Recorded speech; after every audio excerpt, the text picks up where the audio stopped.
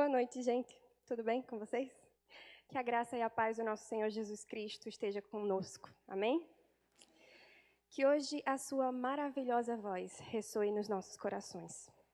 E que, como o pastor orou, eu seja apenas um instrumento nas mãos poderosas dele. Vamos começar abrindo o nosso texto no livro de Lucas, capítulo 4, versículos 31 a 37. Aliás, a gente vem em uma série de mensagens no livro de Lucas, né? Começou lá no final do capítulo 3 de Lucas, com o batismo de Jesus. E aí seguimos para o início do capítulo 4, onde vemos o relato de Jesus sendo levado ao deserto para ser tentado, posto à prova. E aí, após ele resistir às tentações, nós fomos apresentados, domingo passado pela manhã, a Jesus falando sobre a sua missão. E sendo também rejeitado pelos seus. Um texto que nos leva a refletir sobre a nossa própria missão. Nos perguntar qual é a nossa missão, aquela que é confiada a cada um de nós. E hoje nós vamos dar continuidade no texto de Lucas, Lucas 4, do 31 ao 37, que se trata de Jesus, de fato, se fazendo cumprir a sua missão. Cumprindo a sua missão, vivendo a sua missão. Missão essa que ele nos apresenta mais cedo no capítulo 4, quando ele cita Isaías 61, do 1 ao 2, que é a mesma coisa que está nos versos 18 e 19. O Espírito do Senhor está sobre mim, porque Ele me ungiu para evangelizar os pobres, enviou-me para proclamar libertação dos cativos e restauração da vida aos cegos, para pôr em liberdade os oprimidos e proclamar o ano aceitável do Senhor. Esta era a missão de Jesus. E ele estava colocando tudo isso em prática, seguindo a missão dele. Lá na região... o texto sumiu. Lá na região de Cafarnaum, na Galileia, quando de repente algo acontece. Vamos ler? Lucas 4, 31 a 37. A cura de um endemoniado em Cafarnaum. E Jesus foi a Cafarnaum, cidade da Galileia, e os ensinava no sábado. E maravilhavam-se com a sua doutrina, porque a sua palavra era com autoridade. E apareceu na sinagoga um homem possuído de um espírito de demônio imundo, o qual gritou em alta voz: "Ah, o que você quer conosco, Jesus Nazareno? Você veio para nos destruir? Sei muito bem quem você é, o Santo de Deus." Mas Jesus o repreendeu, dizendo: "Cale-se e saia desse homem." O demônio, depois de o ter jogado no chão no meio de todos, saiu daquele homem, sem lhe fazer mal. Todos ficaram admirados e comentavam entre si: "Que palavra é esta? Pois com autoridade e poder ele ordena aos espíritos imundos e eles saem." E a fama de Jesus se espalhava por todos os lugares daquela região. Que palavra é esta? Palavra com autoridade e poder. Esse é o tema da mensagem de hoje. Palavra com autoridade. E é interessante a gente observar a definição de autoridade. É o direito ou o poder de ordenar, de decidir, de atuar e de se fazer obedecer. E aqui, de fato, nós vemos Jesus com suas palavras exercendo autoridade. Ele se faz obedecer, mesmo quando, de repente, apareceu um homem dominado por demônios. Mesmo em uma situação adversa, mesmo diante do inesperado. É engraçado porque, de repente, tendem a acontecer com frequência nas nossas vidas. Quantas vezes nós estamos seguindo as nossas vidas, vivendo as nossas rotinas, obedecendo a nossa missão, seguindo o nosso propósito e algo de repente acontece. Quando algo nos surpreende. É fato que Jesus, dado a sua natureza divina, provavelmente não estava surpreso com a situação que aconteceu ali. Mas nós somos constantemente surpreendidos pelos de repentes da vida. E esses de repentes que nos surpreendem, circunstâncias adversas que acontecem, de certa maneira, nos fazem sentir incapacitados. Na verdade, de fato, de certa maneira, os de repentes da vida nos incapacitam. E frequentemente essas circunstâncias se manifestam mais do que em outros âmbitos, no âmbito da nossa missão. E que fique claro, é sempre bom a gente relembrar qual é a nossa missão. A nossa principal missão nessa terra.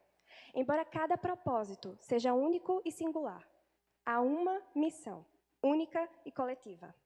E os propósitos todos, eles se somam em prol dessa única missão, que está lá em Mateus 28, 18 a 20, a grande comissão. Quando Jesus, pouco antes, praticamente imediatamente antes de retornar ao Pai, quase como suas últimas palavras, antes de ir, ele nos deixa a missão de todos os seus discípulos. Os discípulos daquela época, mas os discípulos de hoje também. Vamos ler, Mateus 28, 18 a 20. Jesus, aproximando-se, falou-lhes, dizendo: toda a autoridade me foi dada, no céu e na terra. Portanto, vão e façam discípulos de todas as nações, batizando-os em nome do Pai, do Filho e do Espírito Santo, ensinando-os a guardar todas as coisas que tenho ordenado a vocês. E eis que estou com vocês todos os dias até o fim dos tempos. Nós já aprendemos isso. Já aprendemos que a nossa missão é fazer discípulos. E agora nós acabamos de lembrar que a nossa missão é fazer discípulos. Acho que a gente deveria lembrar isso todos os dias. E sabe o que é fazer discípulos? Segundo a definição oferecida pela Bíblia do Discipulado, aquela que a nossa igreja adotou já há algum tempo, fazer discípulos é construir relacionamentos. Quer ver? Se você está com a sua Bíblia do Discipulado aí, eu vou pedir que você deixe o texto marcado. Se você não tem uma Bíblia do Discipulado, pergunta ao irmão do lado se ele tem, para você dar essa olhadinha. Pode fechar a Bíblia. Você está olhando a capa, aí você abre, tem a contracapa, aí tem o índice e, finalmente, a página da introdução. Lá no final da página da introdução vai ter uma definição do que é discipulado. E a definição diz assim: discipulado é um relacionamento comprometido e pessoal, em que um discípulo mais maduro ajuda outros discípulos de Jesus a se aproximarem mais dele e, assim, reproduzirem. Fazer discípulos é a nossa missão, e ela está intimamente ligada a construir relacionamentos. E para construir relacionamentos é necessário se comunicar, é necessário falar, é necessário fazer o uso das palavras. Eu não sei quantos de vocês aqui estavam no dia que Marcelo Silva deu o testemunho dele, falando da importância do grupo de discipulado na caminhada cristã dele.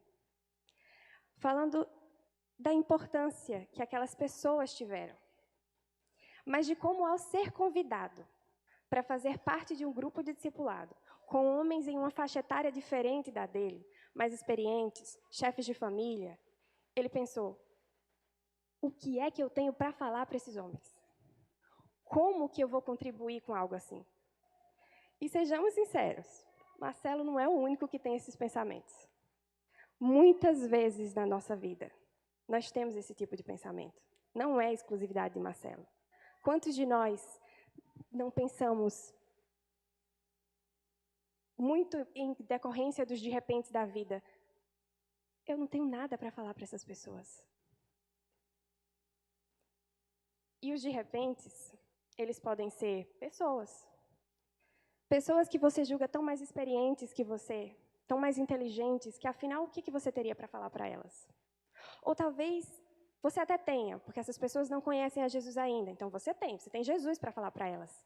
Mas são pessoas que estão numa posição tão diferenciada, são pessoas que estão tão ali, longe, distantes, que você pensa: eu vou abrir a minha boca só para me envergonhar. Ou às vezes tem aquelas pessoas também que Deus colocou nas nossas vidas, que são quase como um deserto.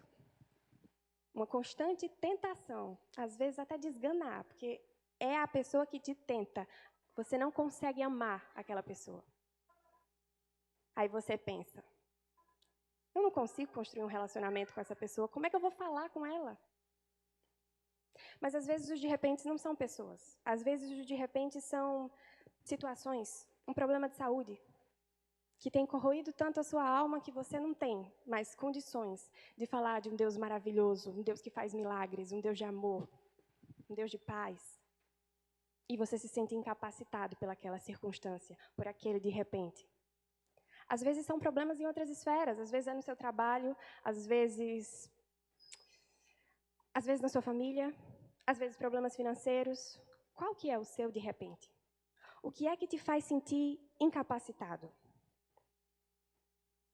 seu de repente às vezes é igual de Moisés, lá no Egito, que Deus usou para abrir o mar. Lembra dele? Ele falou: Senhor, eu sou pesado de língua, eu não sei falar.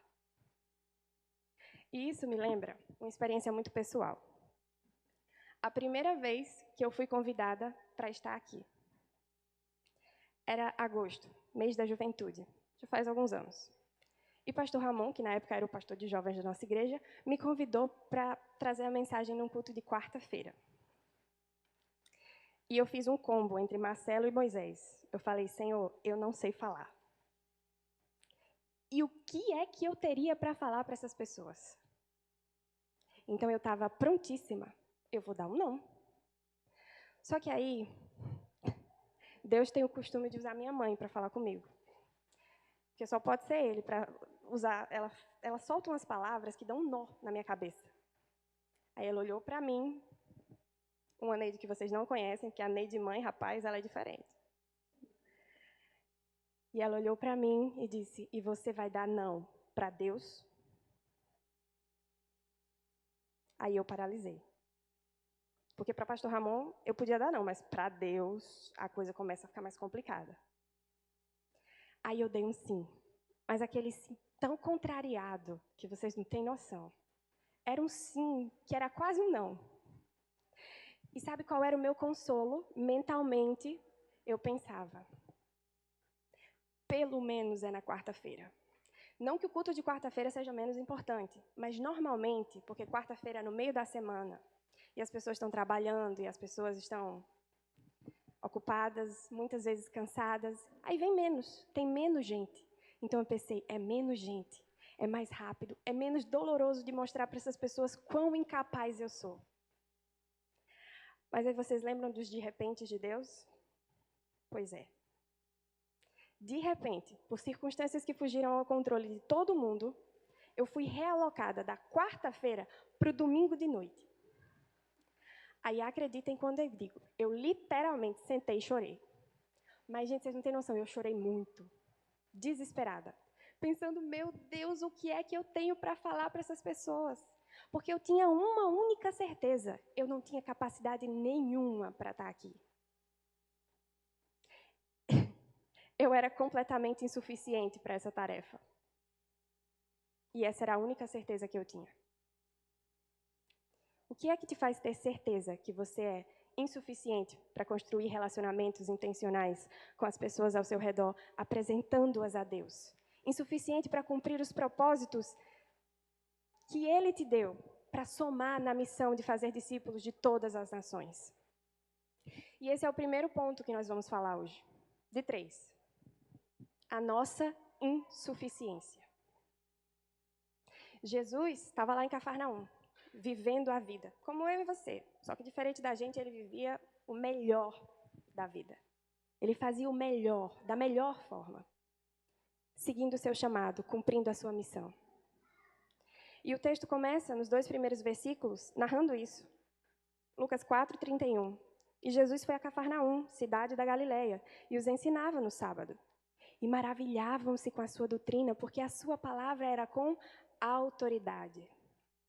E você e eu, quantas vezes durante a nossa caminhada cristã sentimos que a nossa palavra é fraca e vazia, que não tem autoridade nenhuma? Eu já falei, eu tinha certeza disso. Sentimos que somos insuficientes, que a nossa palavra, até mesmo as nossas ordens, as nossas decisões, elas não se fazem obedecidas, elas não têm o poder de tocar absolutamente nada, e muito menos alguém. Insuficientes, incapazes, inadequados, humanos. É assim que na realidade nós nos sentimos. Humanos. Imperfeitos, caídos, de fato incapazes e inadequados, corrompidos e completamente insuficientes. Todas as características estão figurando no nosso DNA. Eles são parte de quem nós somos. E são passados geracionalmente desde Adão e Eva. Se nós fizermos uma visita no Éden, lá no início, naquela época, a única época em que o mundo foi perfeito, de seres humanos perfeitos, capazes, revestidos de autoridade, de governar a terra, com o nosso Deus descendo todas as tardes para conversar enquanto caminhava conosco pelo jardim. Havia uma única orientação. Gênesis 2,17. Da árvore do conhecimento do bem e do mal você não deve comer, porque no dia que dela comer, você certamente morrerá. Aí os seres humanos foram lá e fizeram o quê? Comeram da árvore. Escolheram morrer. Entenda, quando escolhemos uma ação, quando escolhemos fazer algo, independente do que seja, também escolhemos as consequências daquilo. Não dá para dissociar as duas coisas. O princípio da semeadura e colheita foi dado pelo próprio Deus. Assim sendo, um Deus perfeito não comete imperfeições, ou seja, o que ele estabelece, ele cumpre. Não cumprir algo é uma imperfeição que condiz com o caráter imperfeito do homem, não de Deus. O caráter de Deus é perfeito.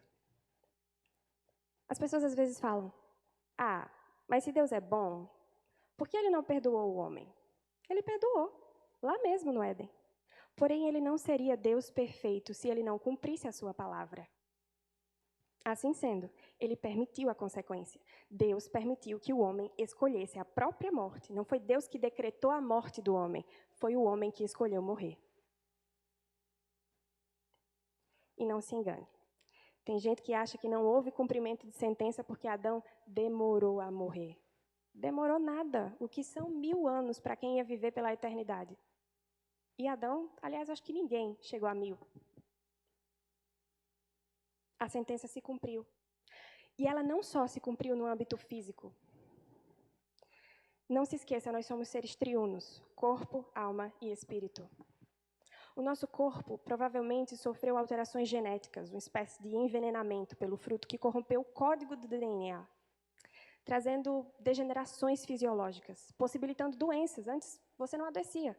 Seu DNA era perfeito, não havia corrupções. Você não tinha nenhuma chance em nenhum momento de adoecer.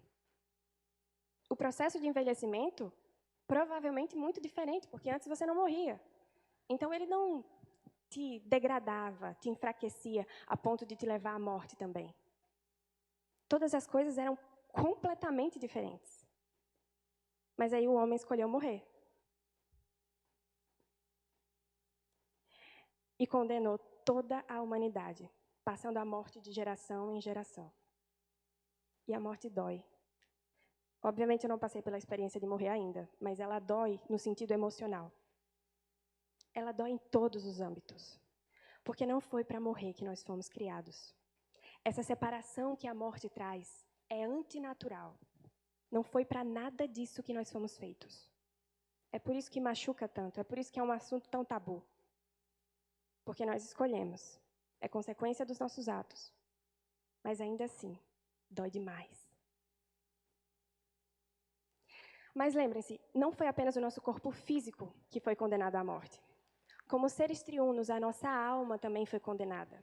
E a pureza, a perfeição do que antes sentíamos se corrompeu, de forma que todas as mazelas emocionais se apoderaram das nossas almas. E o nosso espírito, morto, corrompido, cadavérico, foi privado da presença de Deus e condenado à morte eterna.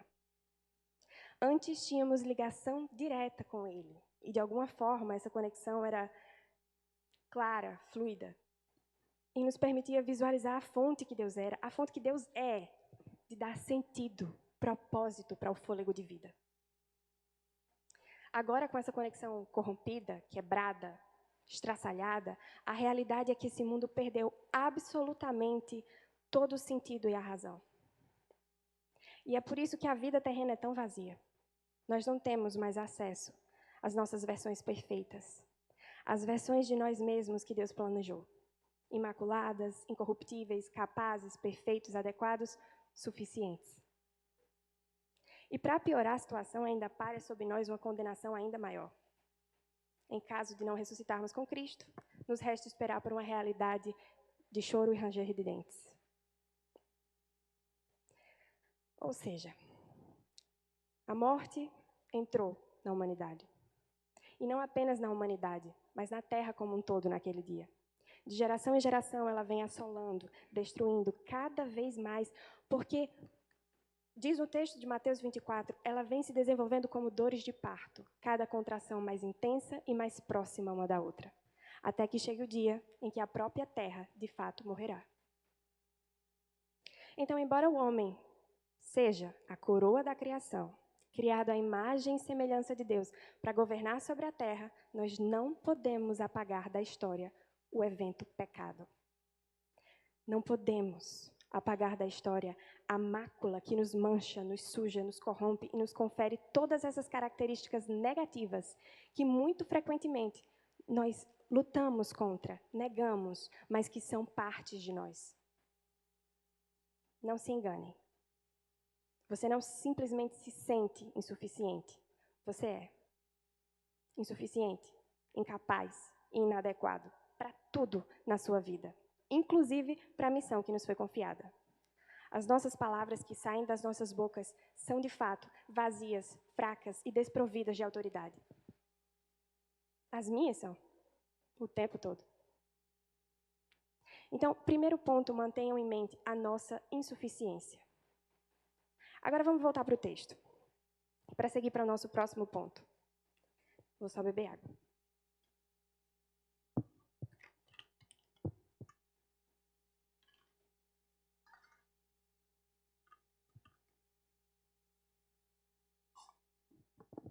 Versos 33 a 35. Chegamos no de repente. Mas veja só como é que o de repente, como é que as situações da vida se comportam diante de Jesus. E apareceu na sinagoga um homem possuído de um espírito de demônio imundo, o qual gritou em alta voz: "Ah, o que você quer conosco, Jesus Nazareno? Você veio para nos destruir? Sei muito bem quem você é, o Santo de Deus." Mas Jesus o repreendeu, dizendo: "Cale-se e saia desse homem." O demônio, depois de o ter jogado no chão, no meio de todos, saiu daquele homem sem lhe fazer mal. Que palavra é essa? Palavra com autoridade e poder. Palavra que até os demônios reconhecem, e não apenas reconhecem, como também obedecem. E aí eu vou pedir licença a vocês para mudar a minha versão da Bíblia. Para ler esse texto em específico na NVI, porque eu acredito que vai ficar ainda mais claro a mensagem que a Bíblia nos passa acerca dessa palavra. Vamos lá. João 1, de 1 a 5. No princípio era aquele que era a palavra. Ele estava com Deus e era Deus. Ela estava com Deus no princípio, todas as coisas foram feitas por intermédio dele. Sem ele, nada do que existe teria sido feito. Nele estava a vida, e esta era a luz dos homens. A luz brilha nas trevas, e as trevas não a derrotaram. No princípio era aquele que era a palavra. Ele estava no princípio, e através dele todas as coisas foram feitas. Se mais uma vez nós retornarmos a Gênesis, mas agora para o capítulo 1, os 3 primeiros versículos. O primeiro versículo começa dizendo: "E no princípio criou Deus os céus e a terra." E o segundo vem: "E a terra era sem forma e vazia, e o Espírito de Deus pairava sobre as águas." E aí vem o terceiro versículo. Sabe o que diz o terceiro versículo? "E Deus disse." Deus falou. Deus usou a palavra. Ele disse: "Haja luz", e houve luz. Palavras saem de Deus e é por meio da palavra que tudo se fez. Ele é a própria palavra. Ele é a palavra tão poderosa, tão cheia de autoridade, que tem poder de ordenar, de decidir e de se fazer obedecer de forma tão absurda que até o absoluto nada se transforma em tudo, unicamente em obediência à palavra. Então, que palavra é essa? Com autoridade e poder, palavra que até os demônios reconhecem e obedecem? Jesus. Jesus é a palavra. Ele é a palavra que faz o nada obedecer se transformando em tudo. Ele é a autoridade que é reconhecida e temida pelo demônio no texto.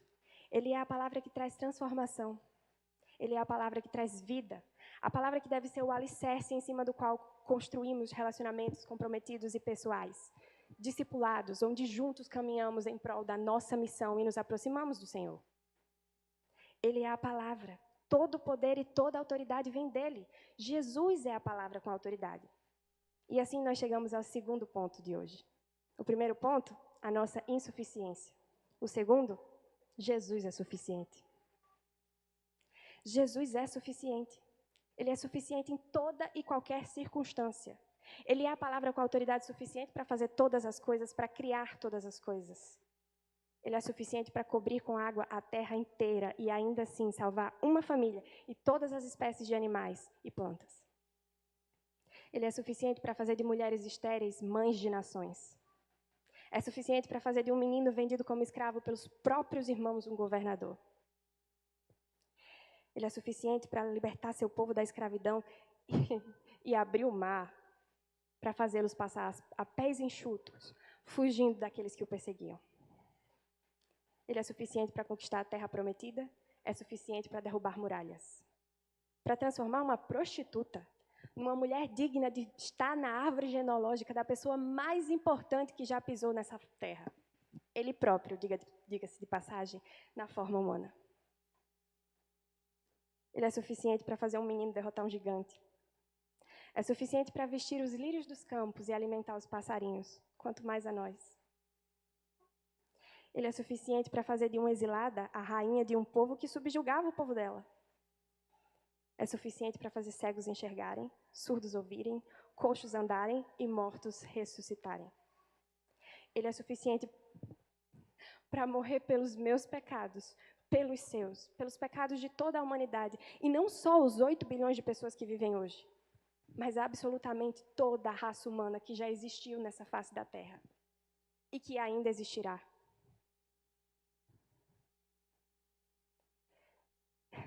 E ainda assim, redimir todos nós. Ele é suficiente para vencer a morte que nos condenava e assim nos salvar das consequências devastadoras das nossas próprias escolhas, que nos corroíam há milênios. Jesus é suficiente. Ele é a palavra com autoridade que transforma o mundo inteiro. É por isso que lá em Filipenses 2, do versículo 5 ao 11, a Bíblia diz, agora na versão NAA, Miguel: tenham entre vocês o mesmo modo de pensar de Cristo Jesus, que mesmo existindo na forma de Deus, não considerou o ser igual a Deus algo que deveria ser retido a qualquer custo. Pelo contrário, ele se esvaziou, assumindo a forma de servo, tornando-se semelhante aos seres humanos e reconhecido em figura humana. Ele se humilhou, tornando-se obediente até a morte e morte de cruz. Por isso também Deus o exaltou sobremaneira e lhe deu o nome que está acima de todo nome, para que ao nome de Jesus se dobre todo o joelho, nos céus, na terra e debaixo da terra. E toda língua confesse que Jesus Cristo é Senhor, para a glória de Deus Pai. Jesus é a autoridade, o nome revestido de toda a autoridade e poder. E Ele é suficiente. E aqui, já estamos nos encaminhando para o final. Vamos começar a falar sobre o terceiro ponto de hoje. Nós somos insuficientes, sabemos disso. E os diversos de repente da vida nos confrontam com essa característica humana, absolutamente desconfortável, nos trazendo o amargor do fracasso. Mas principalmente a perspectiva apavorante de não cumprirmos a missão que a própria palavra de autoridade nos deu. Que a própria palavra de autoridade nos confiou. Porque, de fato, na nossa insuficiência, nós não temos meios de fazer discípulos de todas as nações. Mas tenha em mente algo. Não importam os seus de repentes, que são as situações que te confrontam e expõem as suas incapacidades. Não importa nem mesmo o fato de que a sua insuficiência não é circunstancial. Você não é insuficiente por uma circunstância ou outra, por uma situação ou outra. Você é suficiente o tempo todo. Sem a palavra de autoridade, que é o próprio Jesus, nós somos incapazes até mesmo de respirar, quanto mais de trabalhar para Ele na obra dEle. Mas a verdade é que nada disso importa, quando olhamos pela perspectiva de que na nossa insuficiência, Jesus é suficiente. Na nossa insuficiência, superabunda a suficiência de Jesus. Como diz Romanos 5, verso 20, onde abundou o pecado, superabundou a graça.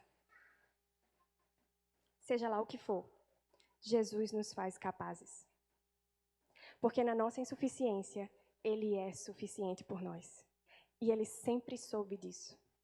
É por isso que quando ele nos deixou a grande comissão, ele não apenas nos deixa a nossa missão, mas ele também nos deixa uma mensagem. Vamos voltar para o texto de Mateus 28, versículo 18. Jesus, aproximando-se, falou-lhes dizendo: toda a autoridade, o poder de fazer obedecer, de decidir, de fazer acontecer, foi dada a ele, nos céus e na terra. Portanto, e vejam aqui uma conjunção conclusiva. Sabe o que significa? Portanto, que a consequência de toda a autoridade que ele nos ordenou. Vão e façam discípulos de todas as nações, batizando-os em nome do Pai, do Filho e do Espírito Santo, ensinando-os a guardar todas as coisas que tenho ordenado a vocês. Até aqui, ele nos dá a nossa missão. Até aqui, a palavra da autoridade nos está ordenando. Mas a partir daqui, vem o pulo do gato. Sabendo da nossa insuficiência, ele nos deixou a seguinte mensagem: e eis que estou com vocês todos os dias até o fim dos tempos. Repare, eis que estou com vocês todos os dias até o fim dos tempos. O sujeito da frase, oculto no português, mas o verbo estou guarda um eu. Eu estou, Jesus está, dizendo que ele está conosco todos os dias, todos os momentos, até o fim dos tempos. Em todas as situações, em meio a todos os de repentes que a vida te trouxer. Ele é a autoridade em nossas palavras. Terceiro e último ponto da mensagem. Jesus é a autoridade nas nossas vidas, nas nossas palavras. Por mais miseráveis que sejamos, por mais imperfeitos, caídos, incapazes, inadequados, corrompidos, insuficientes, ou qualquer outro adjetivo que você queira usar para descrever a nossa pequenez, ainda assim, o Senhor Jesus nos escolhe e nos capacita, e é suficiente em nós e por nós. A minha mãe costuma dizer, Deus chama e capacita. Nessa ordem, Ele chama e Ele capacita enquanto você já está lá, porque Ele vai fazendo por você tudo aquilo que você não consegue. Em 2 Coríntios 12, de 9 a 10, Paulo fala sobre isso. E veja bem, o contexto desse texto é bem interessante. Paulo vem falando sobre as revelações que lhe foram dadas e como, de certa forma, ele era tentado a se gloriar, ficar orgulhoso pela grandeza de tudo aquilo.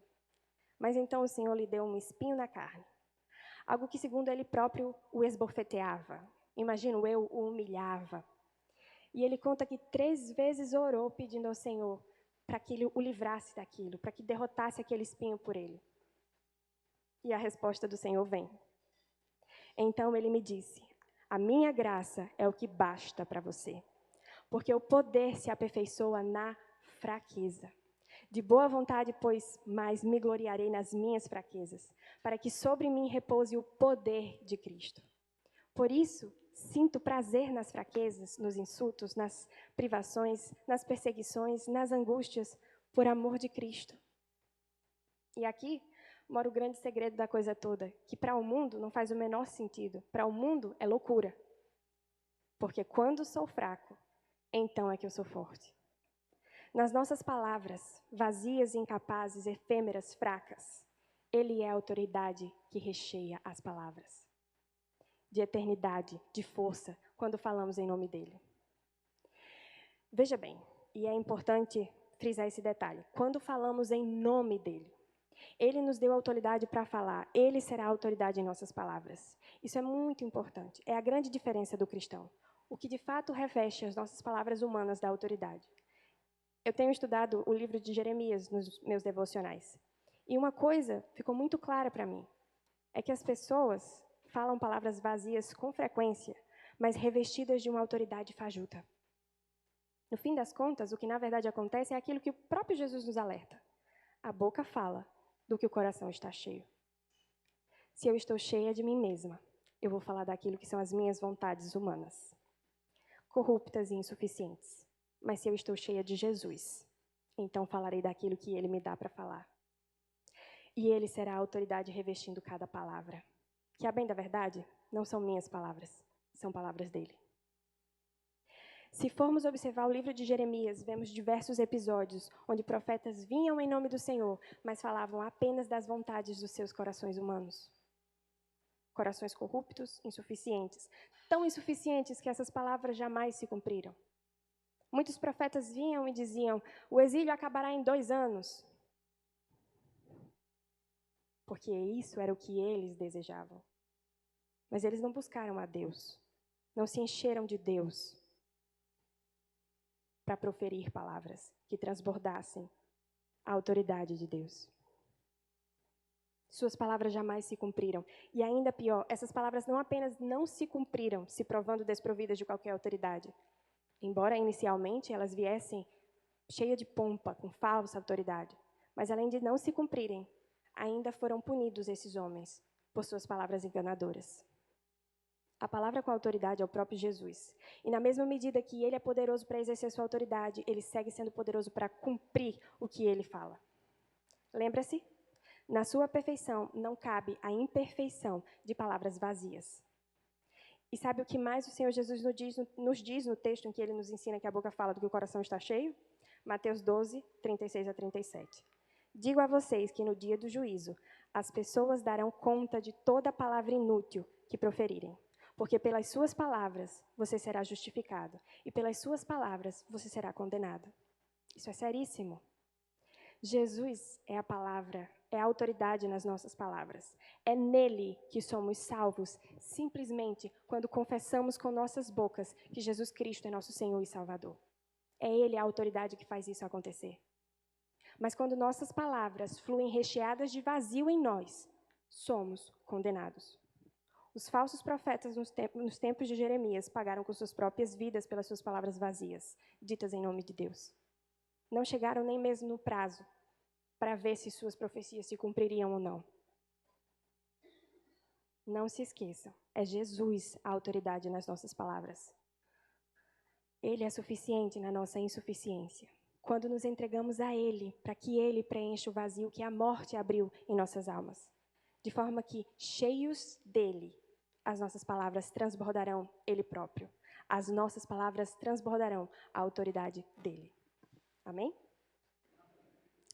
Agora, voltando ao desespero de Larissa, quando a quarta-feira se transformou em domingo. Lembra que eu chorei muito? Pois bem, chorei, abri o berreiro, porque eu tinha consciência da minha insuficiência, da minha incapacidade. Mas naquele dia, que a quarta-feira se transformou em domingo, Jesus me ensinou que eu sou insuficiente, mas que Ele é suficiente por mim. Naquele dia, Ele me mostrou que Ele seria a autoridade nas palavras. Naquele dia, Jesus me ensinou que por mais miserável que eu seja, por mais imerecedora, por alguma razão, Ele me traz aqui. Não porque minhas palavras são bonitas, porque na verdade elas são vazias e insuficientes, mas porque Ele é poderoso. Pelo poder do seu amor, pelo poder da autoridade que Ele é. Assim como por alguma razão Ele me coloca aqui, embora eu não seja capaz de estar aqui, Ele coloca você diante dos seus de repente. Às vezes, diante da pessoa que você julga mais sábia, às vezes, diante da pessoa que te desafia a amá-la, às vezes, nos lugares que você acredita que não é suficiente para estar, às vezes, nas situações que você tem certeza que não é capaz de resolver. Situações que escancaram a sua insuficiência, e Ele te coloca em cada uma delas, para manifestar o seu poder, a sua autoridade e a sua glória, te usando ali para fazer de você instrumento, para Ele ser suficiente por você e em você, para ser a palavra de autoridade que deixa os seus lábios. Assim sendo, encha-se dele.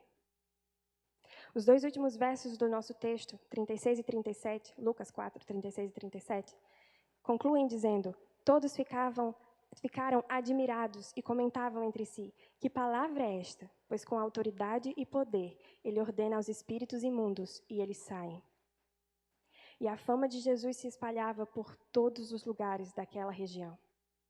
Olhem só, todos ficaram admirados. A fama de Jesus se espalhava por todos os lugares. Não se esqueça, é essa a nossa missão. Que todos tenham a oportunidade de se admirarem de Jesus. Nossa missão é espalhar sua fama por todos os lugares. Tem uma frase que é atribuída a Charles Spurgeon e que vai se encaixar perfeitamente aqui. A Bíblia não é a luz do mundo. A Bíblia é a luz da igreja. O mundo não lê a Bíblia. O mundo lê cristãos. Vós sois a luz do mundo. O mundo não lê a Bíblia. O mundo lê a nós. O mundo lê a Larissa e o mundo lê a cada um de vocês. As nossas vidas falam com autoridade.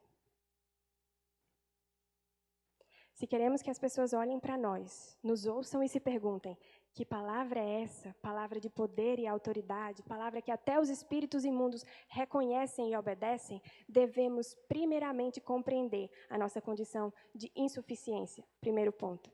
Se tem uma coisa que eu estou aprendendo, é que só há tratamento para um diagnóstico.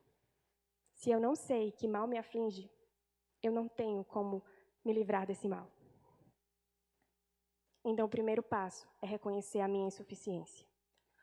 O segundo passo é entender que tem tratamento para a sua insuficiência. Tem um medicamento para isso. Jesus. Jesus é suficiente. E o terceiro passo é fazer uso do seu medicamento. Aderir a Jesus Terapia. Para que ele seja a autoridade em nossas palavras, precisamos nos encher dele. Investir no nosso relacionamento com Jesus. Ore, busque, tenha um tempo a sós com Deus. Louve ao Senhor. Em Atos 17, versos 28, diz: pois nele vivemos, nos movemos e existimos. Como alguns dos profetas de vocês disseram, porque dele também somos geração. Viva em Jesus. Se mova em Jesus. Exista apenas em Jesus. E se torne geração dele. De forma que as suas palavras transbordarão a autoridade que ele é. E quando os de repentes da vida se apresentarem, não tenha medo porque você é insuficiente. Ao invés disso, lembre-se: Jesus é suficiente por você. E em você, e será a autoridade que fará o impossível acontecer, em qualquer circunstância, em qualquer de repente. Amém?